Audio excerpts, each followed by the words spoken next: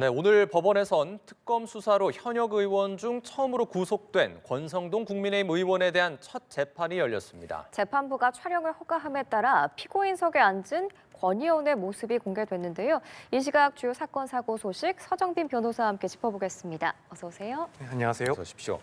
자, 권성동 의원의 첫 재판 소식부터 짚어보겠습니다. 오늘 피고인석에 앉은 모습이 처음으로 공개가 됐는데요. 구속 이후에도 본인의 혐의에 대해서 계속해서 부인을 해왔죠. 네, 그렇습니다.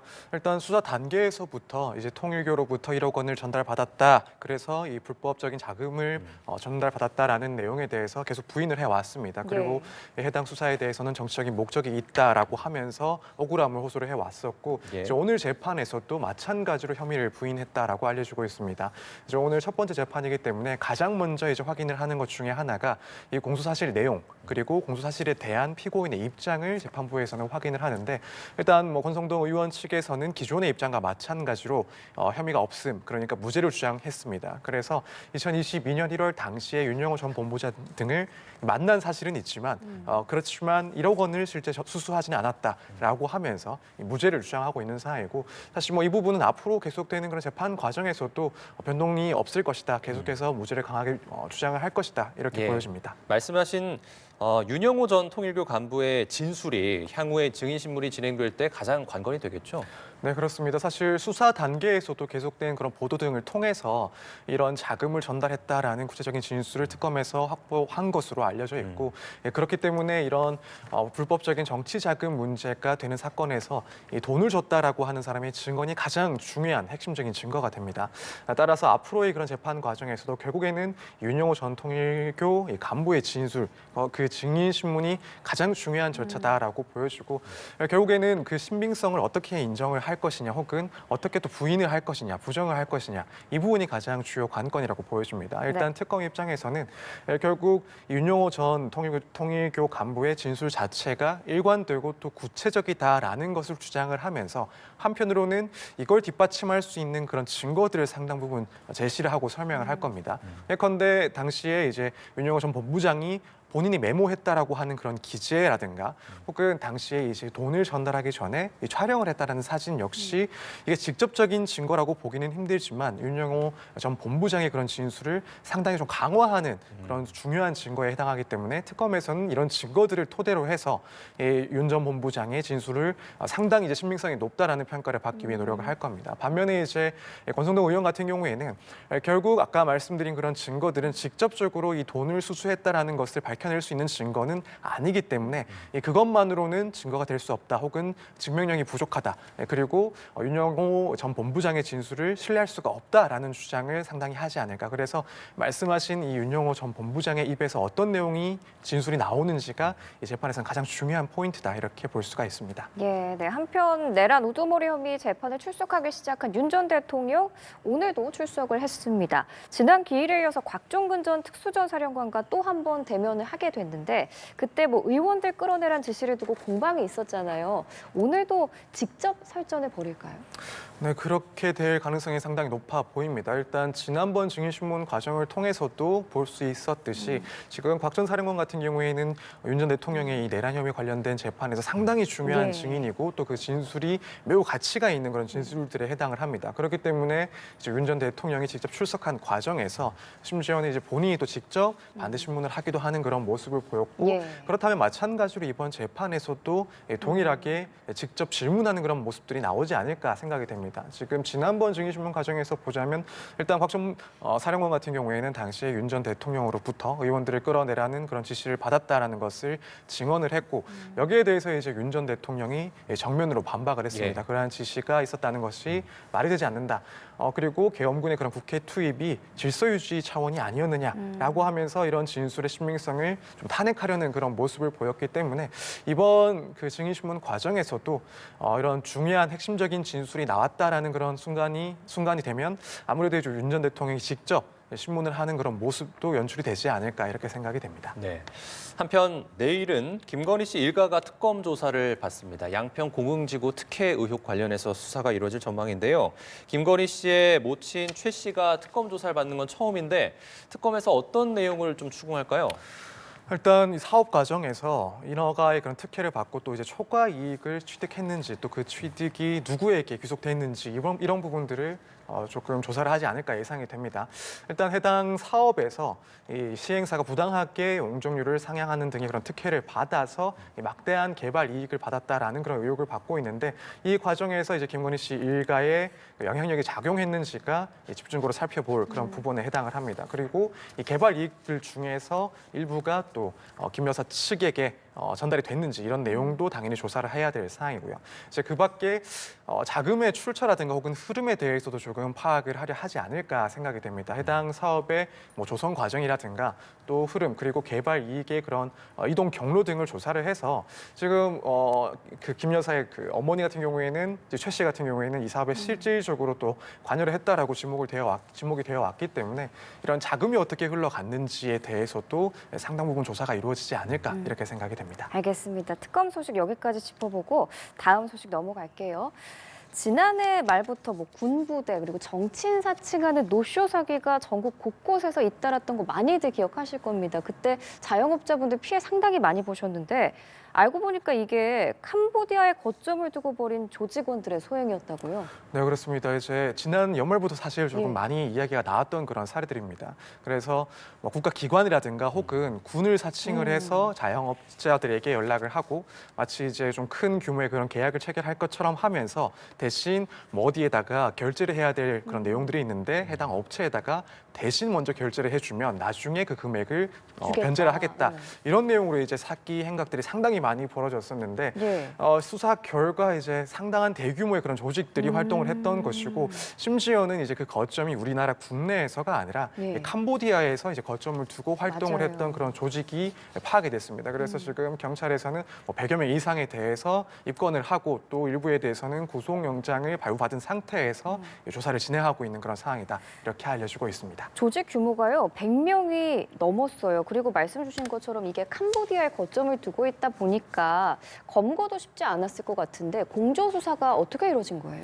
일단 이런 조직들이 결국 해외에서 활동을 한 그런 목적 중에 하나가 당연히 이제 국내에서 이런 범행을 저지르는 것보다는 이 수사에 어려움이 있기 때문에 그 점을 노리고 범행이 이루어졌습니다. 근데 그럼에도 불구하고 지금 우리 경찰에서는 결국에는 뭐 국내에서의 수사도 치밀하게 이루어졌겠지만 네. 이후에는 이제 캄보디아 측의 그런 협조 그리고 인터폴의 그런 협조를 통해서 공조 수사를 많이 진행을 했던 것으로 보입니다.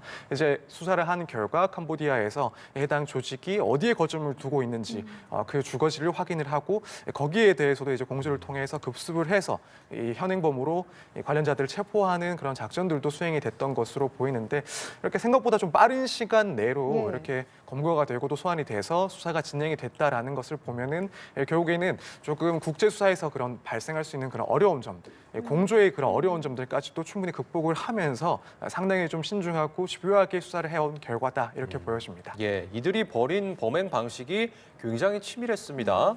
사기를 벌인 콜센터에서는 군 사칭팀 그리고 정당 사칭팀으로 나뉘어서 운영이 됐다고 하는데요. 각각 어떤 역할을 맡아서 범행을 저지른 겁니까? 일단 이런 군 사칭팀 그리고 정당 사칭팀 같은 경우에는 직접 이제 연락을 해서 이 자영업자들에게 연락을 해서 뭐 계약을 체결할 것처럼 먼저 이제 미끼를 던지는 식의 그런 범행을 저질렀습니다. 그리고 나서 이 별도의 또 다른 업체를 하나 만들어 놓고 그 업체가 마치 실제로 존재하는 것처럼 이제 행동을 하는 그런 조직원도 페이퍼 있었습니다. 네, 컴퍼니였군요. 그렇습니다. 그래서 이제 마치 이 업체에다가 결제를 할 것이 있으니 거기에 대해 이제 결제를 대신해 달라라는 것을 이제 지시를 하고 또 그 역할을 실제로 수행하는 직원들도 있었던 거고요.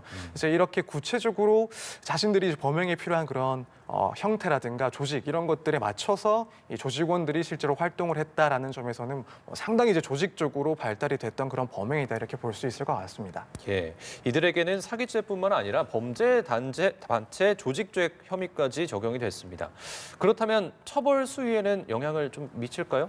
네, 이렇게 범죄 단체 조직죄가 문제가 될 경우에는 훨씬 더 강한 처벌을 받게 됩니다. 이제 일반적으로 사기죄 같은 경우에는 뭐 최대 10년 이하의 징역형에 처할 수가 있긴 한데 이제 만약에 만약에 해당 사기가 조직적으로 이루어진 것이다. 조직이 실제로 구성이 되고 그것이 운영이 되면서 사기를 저지른 것이다라고 한다면 이제 범죄 단체와 관련된 그런 범죄가 추가가 되게 됩니다.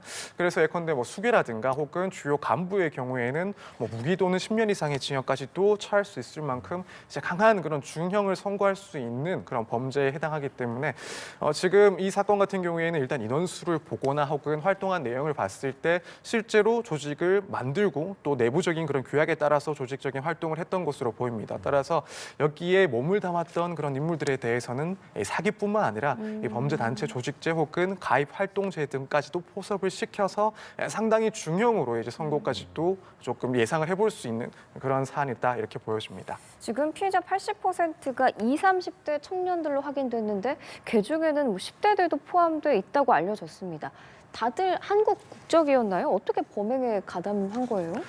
그래서 말씀하신 것처럼 이제 20, 30대가 대부분이기도 했고 또 그중에 일부는 10대 청소년도 이 범죄에 가담을 했던 것으로 확인이 돼서 상당히 좀 충격적인 그런 사건이 아닌가 생각이 됩니다.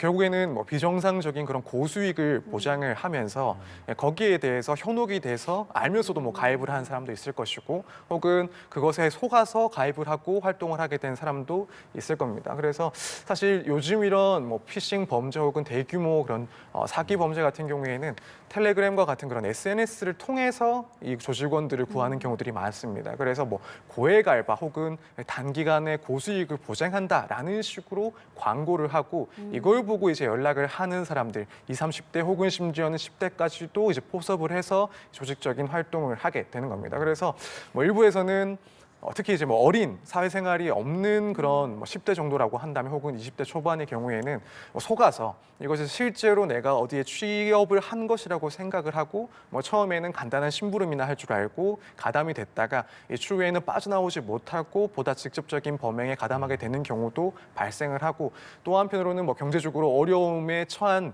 그런 분들께서 이것이 나쁜 것인지는 알고 있으면서도 이런 광고를 보고 혹하는 마음에 이 범행을 시작을 하고 점차 범행에 더욱 깊이 관여를 하면서 빠져나오지 못하는 그런 사안들도 많이 있는 것 같습니다. 그래서 요즘에는 이런 범죄들이 결국에는 뭐 SNS 등을 통해서 홍보가 되고 또 가입도 되는 그런 사안들이기 때문에 이 점은 항상 좀 유념을 해 두셔야 되지 않을까 이렇게 생각이 됩니다. 예, 피해자들 면면을 보면 경제적으로 취약한 청년층, 사회 초년생들인 경우가 많은데 지금도 여전히 이런 유혹에 빠진 사례들이 참 많습니다. 저희가 이 사건 현장 시간에도 여러 번 말씀을 드렸습니다만 그럼에도 불구하고 여전히 주의가 필요해 보이네요. 따끔하게 또 한 말씀 해주시죠, 변호사님. 네, 일단 크게 뭐 두 가지를 생각을 해볼 수 있을 것 같습니다. 우선 뭐 속아서 내가 잘 모르고 이런 범죄 활동을 하는 경우도 분명히 존재는 할 겁니다.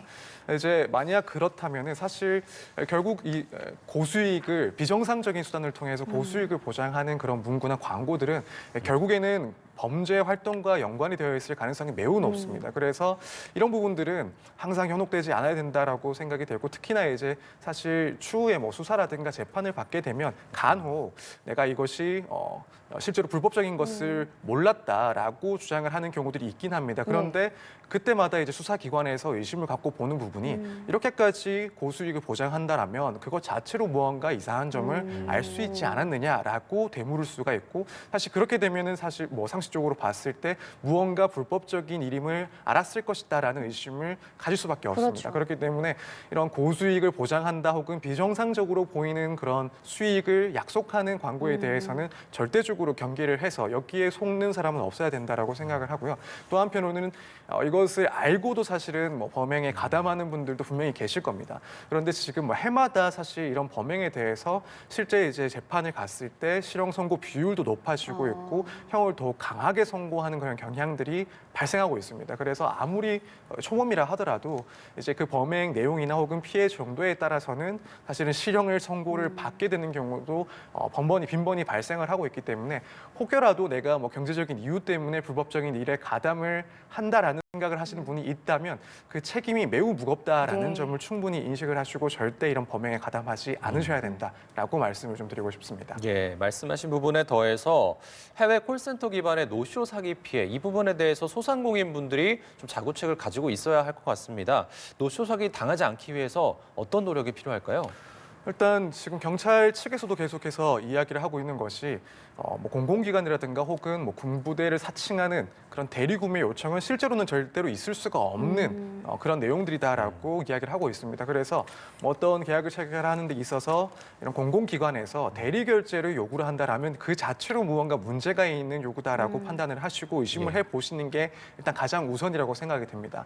그리고 나서 결국에는 뭐 이런 요청이 있을 때 다시 한번 확인을 하기 위해서 이 대표 그런 전화를 통해서 실제로 이런 사례가 있는지 그런 구매 요구 사항이 있는지를 직접적으로 확인해 보실 필요가 분명히 있다라고 봅니다. 그래서 일단은 무언가 결제를 먼저 요구하는 공공기관은 절대 없다라는 것을 항상 염두에 두시고 혹시라도 의심스러운 점이 있다라고 한다면 별도의 그런 대표 전화를 통해서 사실관계를 확인하실 필요가 있다 이렇게 보여집니다. 알겠습니다. 저희가 이런 뭐 사기를 피하기 위해서 어떤 노력을 해야 한다는 사실이 좀 씁쓸하기도 합니다.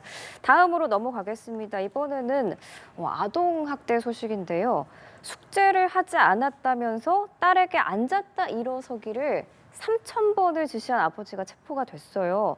요즘에는 군대에서도 이렇게 하면 안 되는 거잖아요. 근데 자신의 딸에게 이걸 시킨 거네요. 네, 그렇습니다. 이제 숙제를 안 했다고 해서 이제 3,000번에 앉았다 일어서기를 시켰다라고 하고 실제 제 네. 딸은 뭐 800번 정도까지를 수행을 했는데 이제 다른 가족이 이걸 확인을 하고 이제 경찰에 신고를 해서 뭐 이제 아버지가 현행범으로 일단 체포를 됐던 사안으로 보입니다. 딸이 신고한 게 아니군요. 네, 일단 뭐 보도에 의하면 가족이 신고한 것으로 보이는데 사실 뭐 훈육이야 이제 가정에서 이루어질 수는 있다라고 네. 보지만 이렇게 앉았다 일어서기를 3,000번이나 시켰다라는 것은 뭐 그 자체로 신체적인 혹은 정신적인 학대라고 충분히 볼 수가 있을 네. 것 같습니다.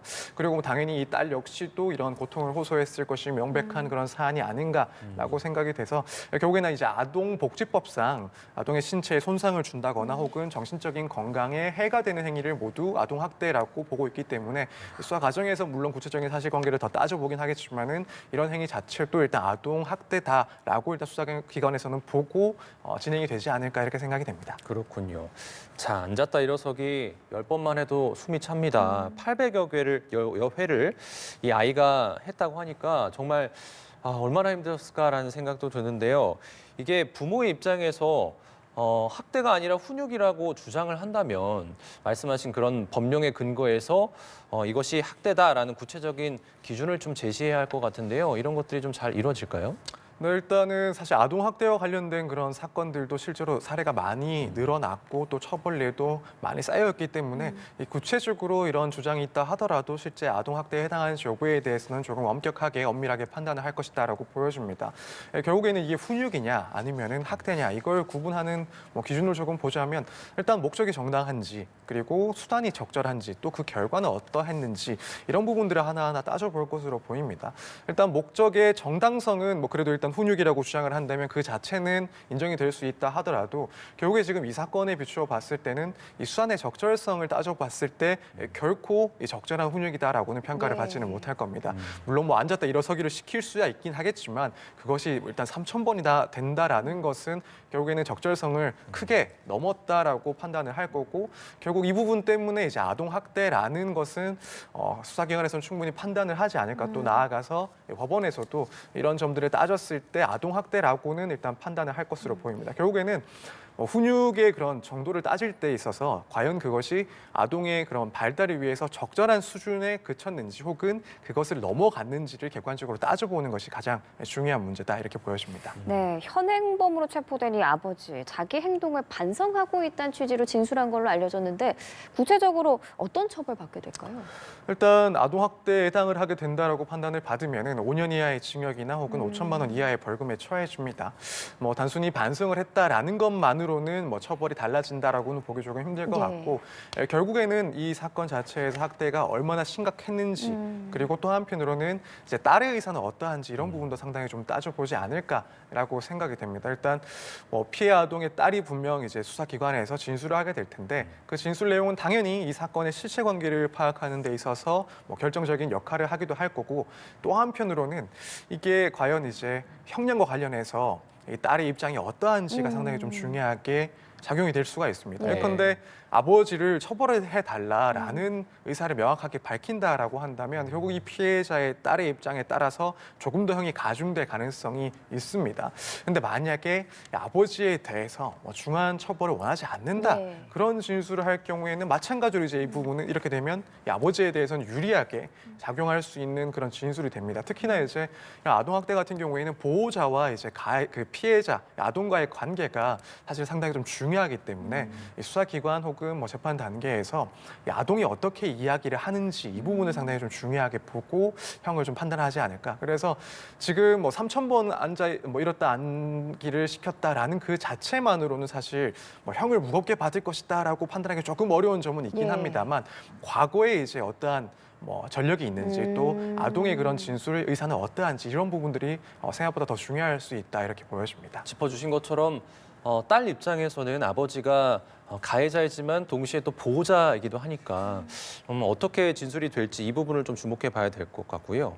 다른 가족들이 아동보호기관에 연락을 하면서 밝혀졌는데 만약에 신고를 안 했다면 학대 피해가 계속해서 이어졌을 거라는 가능성도 좀 결코 배제하지 않을 수 없을 것 같습니다. 그렇다면 앞으로 이런 학대 환경에 있는 아이들이 스스로를 지키는 어떤 방법이 좀 있다면 어떤 게 있을까요?